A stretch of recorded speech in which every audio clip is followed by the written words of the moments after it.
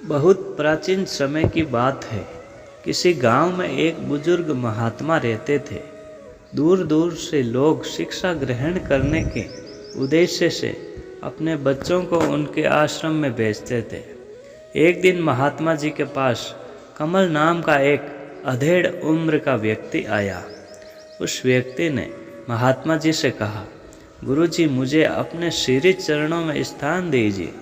अब मेरी कोई कामना बाकी नहीं रही है।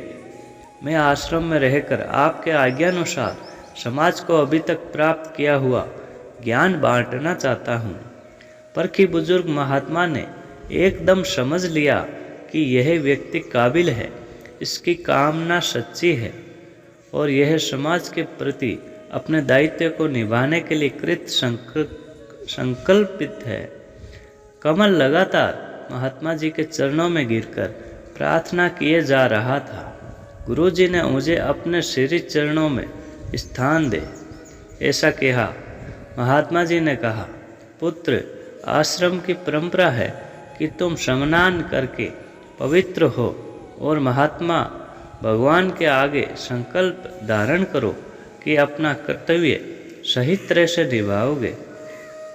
अतः इस कार्य के लिए तुम कल प्रातः स्नान करके आश्रम आ जाना। उसके जाते ही वृद्ध महात्मा जी ने साफ सफाई का कार्य करने वाली महिला को अपने पास बुलाया और कहा, कल सुबह एक नया शिक्षक आएगा। जैसे ही यह आश्रम के नज़दीक आए, तुम इस प्रकार से झाड़ू लगाना कि उसके चेहरे पर धूल गिर जाए। लेकिन यह कार्य थोड़ा सावधानी से करना। वह तुम पर हाथ भी उठा सकता है। वह महिला महात्मा जी का बहुत सम्मान करती थी। उसने उसकी आज्ञा का सहज स्वीकार कर लिया। बहुत ही प्रसन्न मुद्रा में कमल नहा धोकर इटराता हुआ आश्रम आने लगा। जैसे ही वह नज़दीक पहुंचा, महिला ने तेजी से झाड़ू लगाना शुरू कर दिया। कमल के पूरे चेहरे पर धूल चली गई। उसके क्रोध की कोई सीमा ना रही।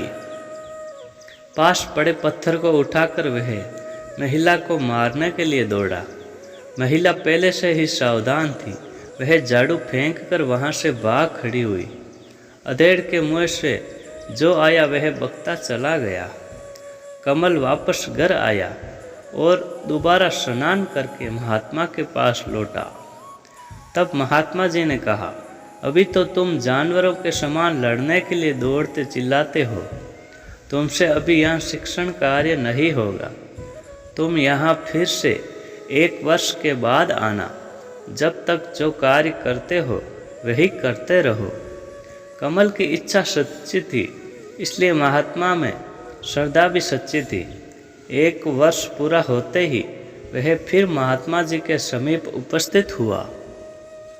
महात्मा जी ने आदेश दिया। कमल के जाते ही महात्मा जी ने सफाई कर्मचारी को बुलाकर कहा, वह फिर आ रहा है। इस बार मार्ग में झाड़ू इस तरह लगाना कि धूल के साथ साथ उस पर झाड़ू की हल्की सी चोट भी लग जाए। डरना मत, वह तुम्हें मारेगा नहीं। कुछ भी बोले तो चुपचाप सुनते रहना। अगले दिन स्नान करके वह व्यक्ति जैसे ही द्वारा अगले दिन स्नान करके वह व्यक्ति जैसे ही द्वार तक पहुंचा, महिला झाड़ू लगाते हुए पहुंच गई। महिला ने आदेशानुसार झाड़ू उस पर इस प्रकार से छुआ कि कपड़े भी गंदे हो गए। कमल को बहुत क्रोध आया, पर झगड़ने की बात उसके मन में नहीं आई। वह केवल महिला को गालियां बककर फिर से स्नान करने घर चला गया। जब वह महात्मा जी के पास वापस पहुंचा, तब महात्मा जी ने कहा, तुम्हारी काबिलियत में मुझे संदेह है। 1 वर्ष के बाद फिर आना। 1 वर्ष और बीत गया। कमल महात्मा जी के पास पुनः वापस आया। उसे पूर्व की भांति स्नान ध्यान करने को कहा गया। महात्मा जी ने उसके जाते ही उसी महिला को फिर से बुलाया और कहा, इस बार जब वह सुबह आए तो कचरे की टोकरी उस पर उड़ेल देना। साफ सफाई करने वाली महिला डर गई। महिला ने कहा, वह व्यक्ति तो अति कठोर स्वभाव का है, ऐसा करने पर वह मार पीट कर उतर आएगा। महात्मा जी ने उन्हें आश्वासन दिया, तुम चिंता मत करो, इस बार वह कुछ नहीं कहेगा, इसलिए तुम्हें भागने की आवश्यकता नहीं है।